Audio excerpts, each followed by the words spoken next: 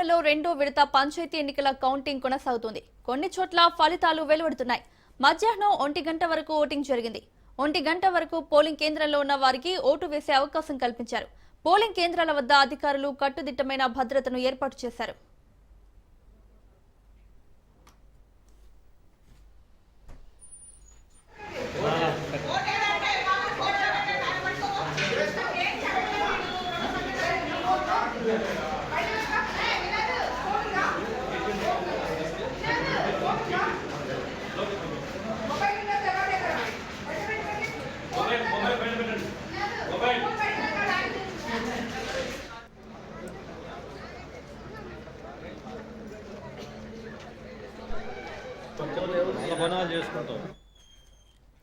రెండో విడతలో మొత్తం 4332 గ్రామ పంచాయతీలకు ఎన్నికలు జరిగాయి. ఇప్పటికే 415 సర్పంచ్ స్థానాలు, 8307 వార్డులు ఏకగ్రీవమయ్యాయి.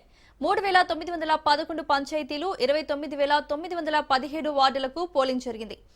సర్పంచ్ పదవులకు 12782 మంది అభ్యర్థులు పోటీ పడుతున్నారు. వార్డుల బరిలో 71071 మంది అభ్యర్థులు ఉన్నారు. కాసేపట్లో అభ్యర్థుల భవితవ్యం తేలనుంది.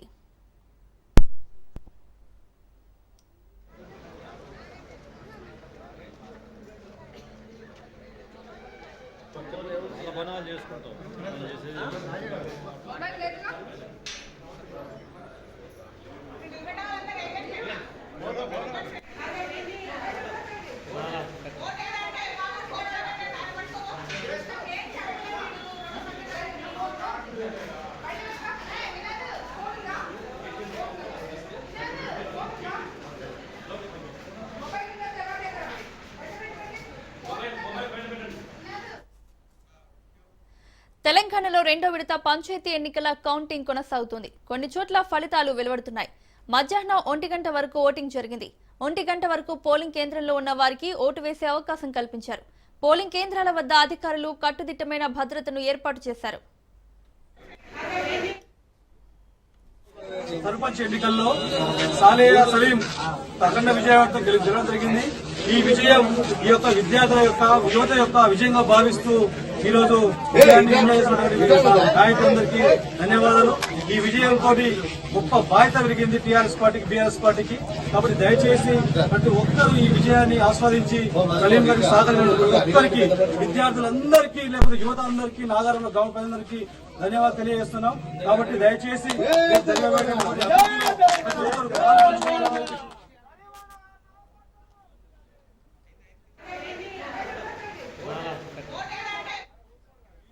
రెండో విడతలో మొత్తం 4332 గ్రామ పంచాయతీలకు ఎన్నికలు జరిగాయి. ఇప్పటికే 415 సర్పంచ్ స్థానాలు, 8307 వార్డులు ఏకగ్రీవమయ్యాయి. 3911 పంచాయతీలు, 29917 వార్డులకు పోలింగ్ జరిగింది. సర్పంచ్ పదవులకు 12782 మంది అభ్యర్థులు పోటీ పడుతున్నారు. వార్డుల బరిలో 71071 మంది అభ్యర్థులు ఉన్నారు. కాసేపట్లో అభ్యర్థుల భవితవ్యం తేలనుంది.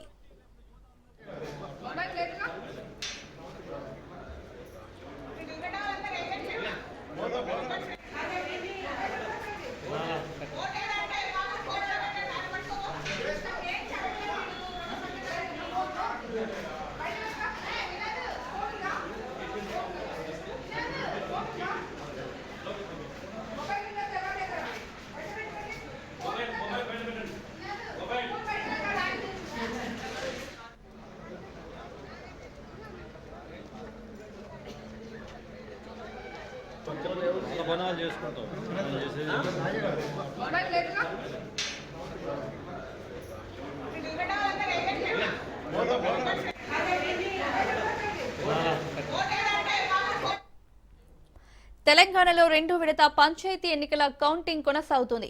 కొన్ని చోట్ల ఫలితాలు వెలువడుతున్నాయి. మధ్యాహ్నం 1 గంట వరకు ఓటింగ్ జరిగింది. 1 గంట వరకు పోలింగ్ కేంద్రంలో ఉన్న వారికి ఓటు వేసే అవకాశం కల్పించారు. పోలింగ్ కేంద్రాల వద్ద అధికారులు కట్టుదిట్టమైన భద్రతను ఏర్పాటు చేశారు.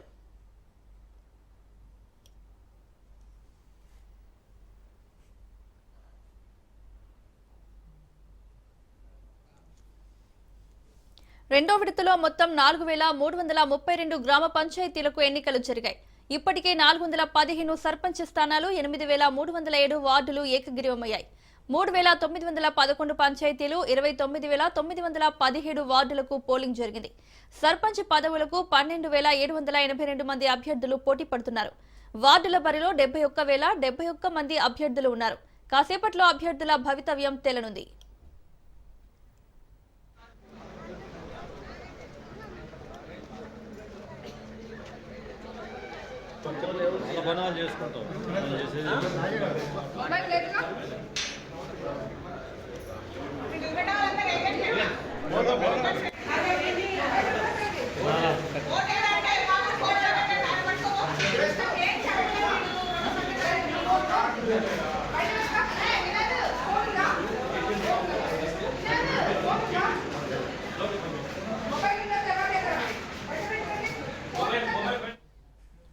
తెలంగాణలో రెండో విడత పంచాయతీ ఎన్నికల కౌంటింగ్ కొనసాగుతోంది. కొన్ని చోట్ల ఫలితాలు వెలువడుతున్నాయి. ఇక ఇదే అంశానికి సంబంధించి మరిన్ని అప్డేట్స్ మా ప్రతినిధి నవీన్ లైవ్ లో అందిస్తారు.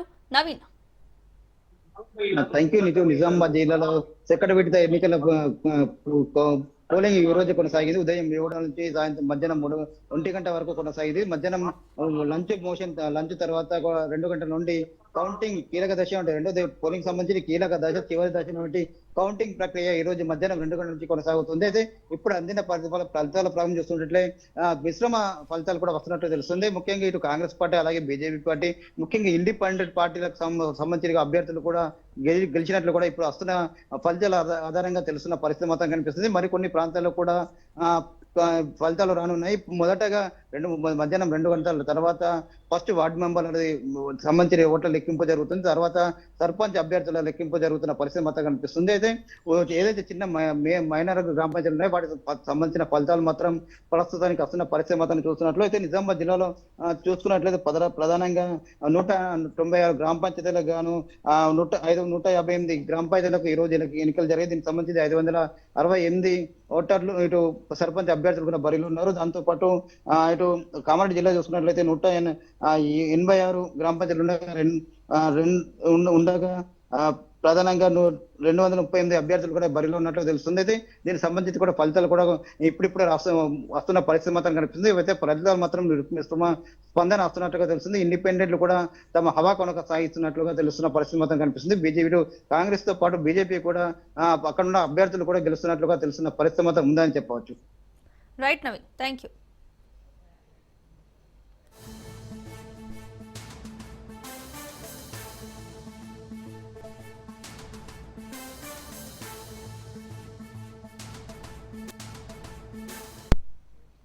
తెలంగాణలో రెండో విడత పంచాయతీ ఎన్నికల కౌంటింగ్ కొనసాగుతోంది. కొన్ని చోట్ల ఫలితాలు వెలువడుతున్నాయి.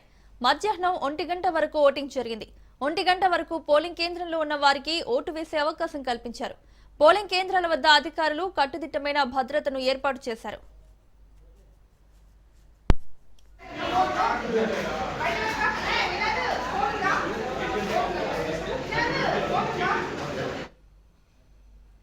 రెండో విడతలో మొత్తం 4,332 గ్రామ పంచాయతీలకు ఎన్నికలు జరిగాయి. ఇప్పటికే 415 సర్పంచ్ స్థానాలు, 8,307 వార్డులు ఏకగ్రీవమయ్యాయి. 3,911 పంచాయతీలు, 29,917 వార్డులకు పోలింగ్ జరిగింది. సర్పంచ్ పదవులకు 12,782 మంది అభ్యర్థులు పోటీ పడుతున్నారు. వార్డుల బరిలో 71,071 మంది అభ్యర్థులు ఉన్నారు. కాసేపట్లో అభ్యర్థుల భవితవ్యం తేలనుంది.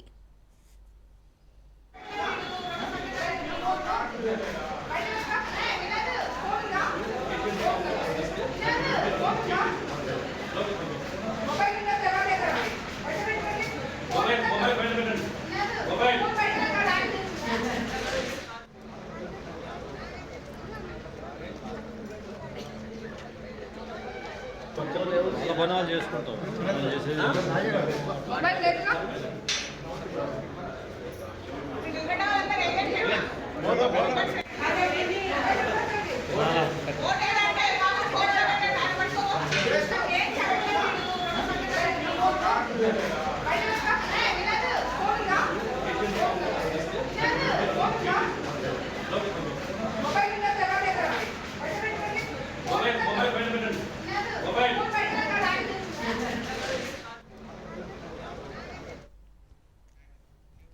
తెలంగాణలో రెండో విడత పంచాయతీ ఎన్నికల కౌంటింగ్ కొనసాగుతోంది. కొన్ని చోట్ల ఫలితాలు వెలువడుతున్నాయి.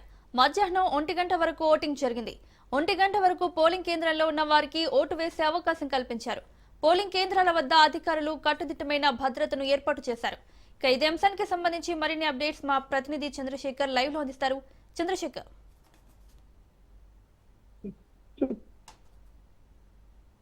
తెలంగాణ వ్యాప్తంగా కూడా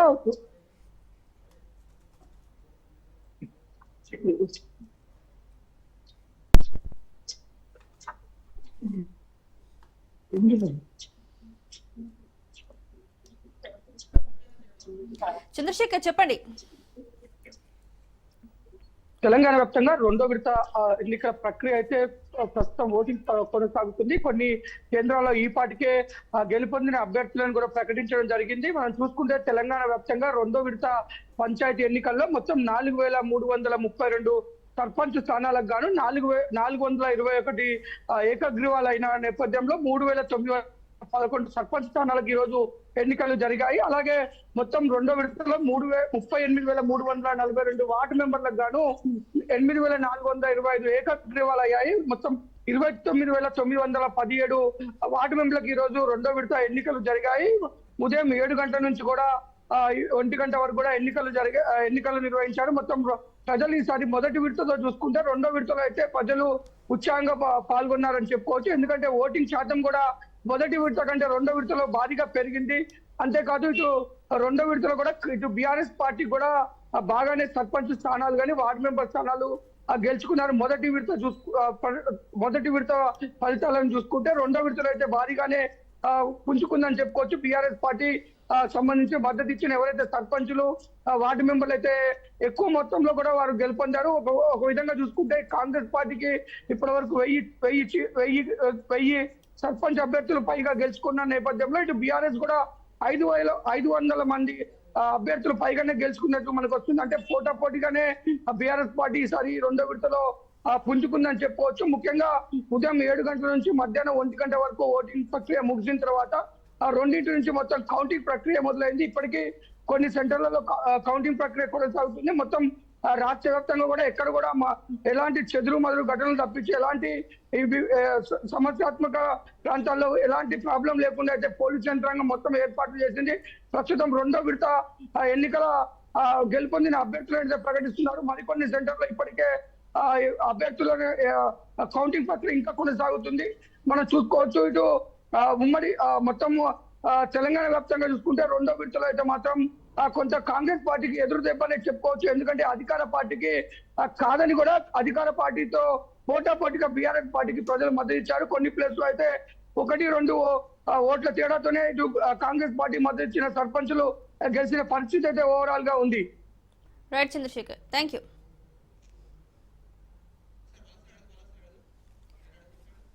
చంద్రశేఖర్, అయితే ఎన్నికల కౌంటింగ్ కొనసాగుతున్నట్లు తెలుస్తోంది. అక్కడ ఏమైనా ఘర్షణలు జరుగుతున్నాయా?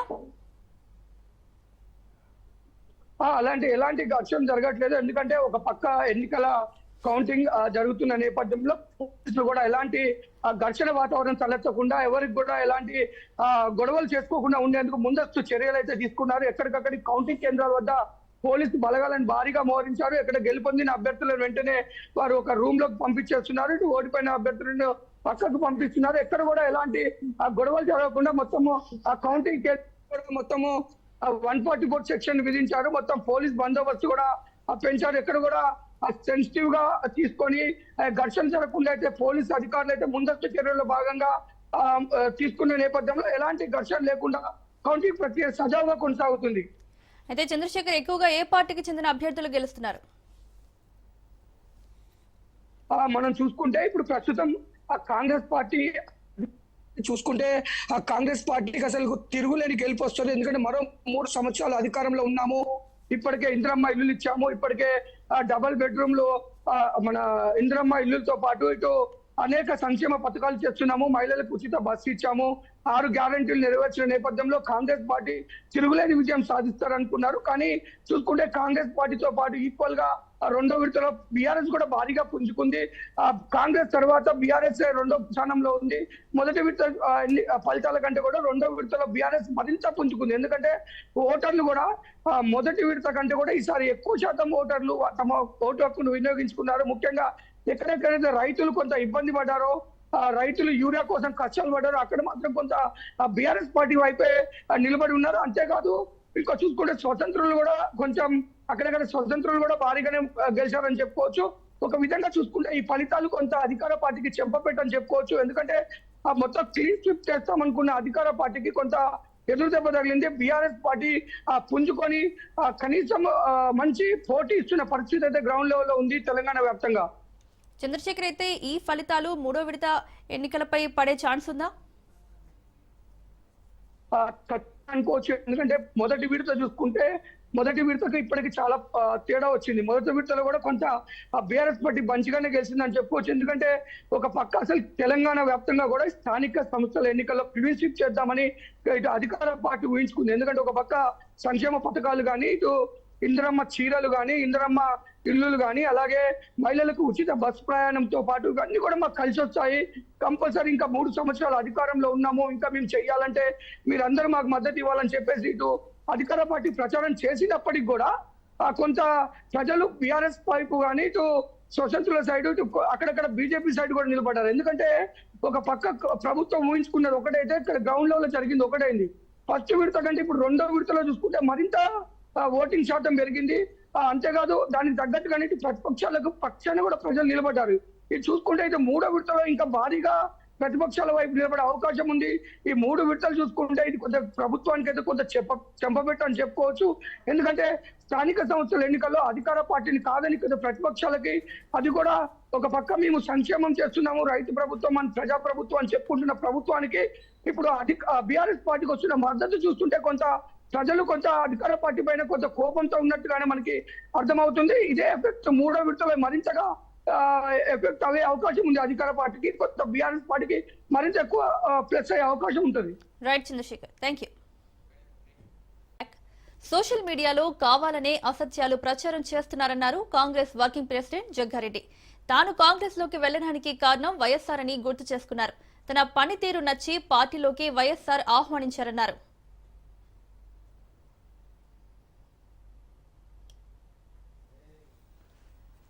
నేను అక్కడి నుంచి వచ్చింది హరీష్ రావు మీద కోపము కాదు, కేసీఆర్ మీద ఉన్న కోపము కాదు.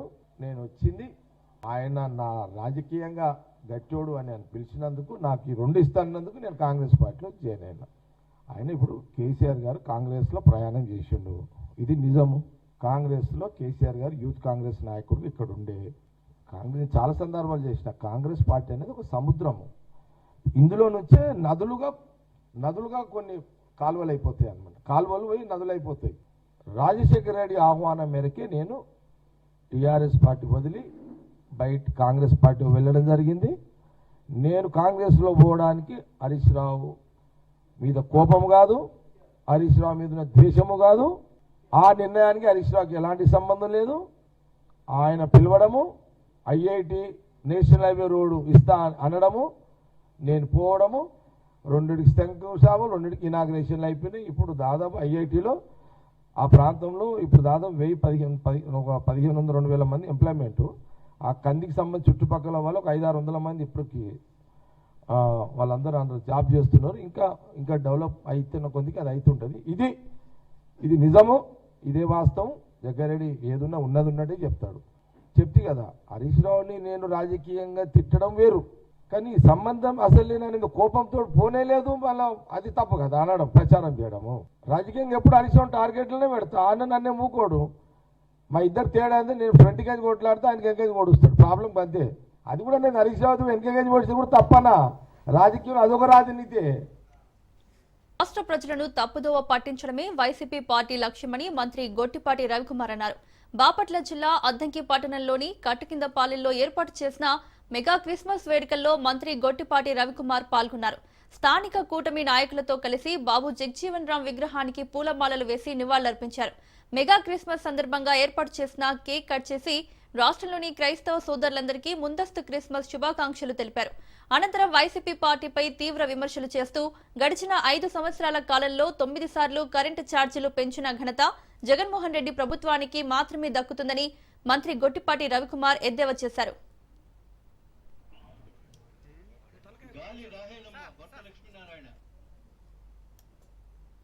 క్రిస్మస్ సందర్భంగా మా అద్దంకి నియోజకవర్గ ప్రజలు కానీ క్రైస్తవ సోదరులందరూ కూడా సుఖశాంతులతో ఉండాలని చెప్పి కోరుకుంటున్నాం. ఈ ప్రభుత్వం అధికారంలోకి వచ్చిన తర్వాత అన్ని కార్యక్రమాలు మంచి కార్యక్రమాలు చేస్తాం. కులాలకు మతాలకు అతీతంగా ఈ ప్రభుత్వం పనిచేస్తుంది. అదే కూడా ఈ విధంగా అద్దంకిలో కూడా ఎక్కడ కూడా గొడవలు లేకుండా మంచి ప్రశాంతమైన వాతావరణం అభివృద్ధి ధ్యేయంగా ఈ ప్రభుత్వం పనిచేస్తుంది. ఒక అద్దంకిలో కాకుండా రాష్ట్రం మొత్తం కూడా ఇదే విధంగా పనిచేసుకుంటూ క్రైస్తవ సోదరులకి మంచి పండుగ కాబట్టి ప్రపంచం మొత్తం కూడా క్రైస్తవ సోదరులందరూ కూడా ఈ పండుగని ఘనంగా చేసుకుంటారు. కాబట్టి మా క్రిస్మస్ పండుగని మా కాన్స్టిట్యూన్సీ ఉన్న క్రైస్తవ సోదరులు వాళ్ళతో పాటు ఈ పండుగలో పాల్గొని సోదర భావంతో వాళ్ళందరితో ఈ కార్యక్రమంలో పాల్గొని క్రిస్మస్ శుభాకాంక్షలను తెలియజేసుకోవడం జరిగింది. ఈ పత్రిక అనేది అది అబద్ధాలతోటి కుట్రలతోటి స్థాపించిన పత్రిక. దానికి 24 గంటలు కూడా ఏదో ఒక ప్రభుత్వం చేసే మంచి కార్యక్రమాలన్నిటి కూడా చెడుగా ప్రజలకు చూపించే పనిలోనే ఉంటుందన్నమాట. కొన్ని పత్రికలు కొన్ని పార్టీలు ఇవాళ ప్రభుత్వం అధికారంలోకి వచ్చిన తర్వాత వాళ్ళు 9 సార్లు విద్యుత్ ఛార్జీలు పెంచారు. మొట్టమొదటిసారి ట్రోప్ ఛార్జీలో 13 పైసలు తగ్గించాం. అధికారంలోకి వచ్చిన మొదటి సంవత్సరంలోనే 2 విడతలుగా ఏటిగట్లను పటిష్టపరుస్తున్నామని మంత్రి నిమ్మల రామనాయుడు అన్నారు. యలమంచిలి మండలం చించినాడ వద్ద 8,93,00,000 రూపాయల వ్యయంతో వశిష్ఠ గోదావరి కుడి ఏటిగట్టు పటిష్ట పనులకు శంకుస్థాపన చేశారు. గత వైసీపీ పాలనలో గోదావరికి వరదలు వస్తే మంత్రులు వచ్చి చూసి వెళ్లారే తప్ప ఒక్క రూపాయి కూడా కేటాయించలేదని మంత్రి నిమ్మల ఆరోపించారు. రాష్ట్ర ప్రజల భవిష్యత్తు కోసం రాజధాని అమరావతి నిర్మాణం, పోలవరం ప్రాజెక్టులను త్వరితగతిన నిర్మాణం చేపడుతున్నామని తెలిపారు. కూటమి పాలనలో చించినాడలో దళితులకు ప్రభుత్వ పట్టాలు ఇప్పించి రహదారులు, విద్యుత్ వంటి మౌలిక సదుపాయాలు కల్పిస్తున్నామని మంత్రి నిమ్మల రామనాయుడు అన్నారు.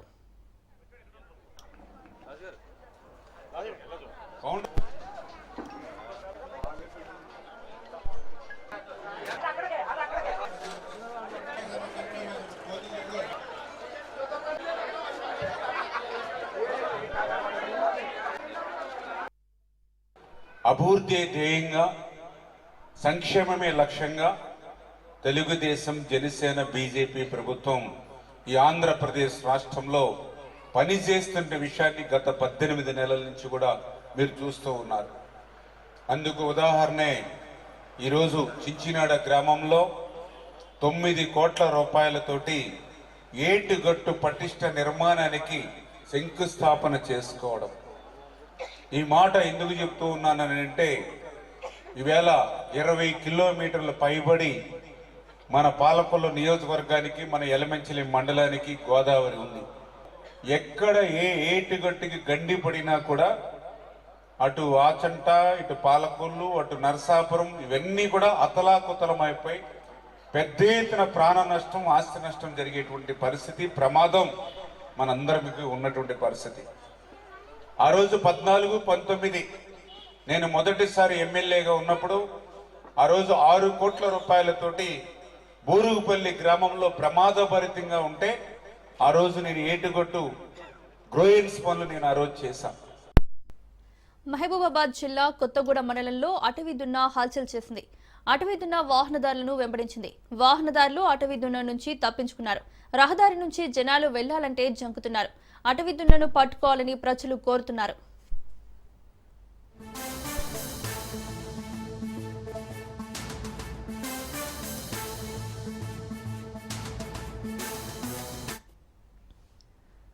ప్రపంచ ఫుట్బాల్ దిగ్గజం లియోనెల్ మెస్సీ భారత పర్యటనలో తొలి రోజు హైదరాబాద్ పర్యటన ఘనంగా ముగిసింది. రాజీవ్ గాంధీ అంతర్జాతీయ స్టేడియంలో జరిగిన ఈవెంట్లో మెస్సీ అభిమానులను ఉర్రూతలొగించాడు. సీఎం రేవంత్ రెడ్డితో కలిసి మెస్సీ ఫుట్బాల్ ఆడటం ప్రత్యేక ఆకర్షణగా నిలిచింది. యువ ఆటగాళ్లతో సరదాగా కిక్ అబౌట్ చేస్తూ అభిమానులను అలరించాడు. దీంతో నేడు హైదరాబాద్ పర్యటన ముగించుకున్న మెస్సీ ఫలక్నుమా ప్యాలెస్ నుండి శంషాబాద్ ఎయిర్పోర్ట్ కి బయలుదేరారు. అక్కడ నుంచి ప్రత్యేక విమానంలో ముంబై వెళ్లనున్నారు.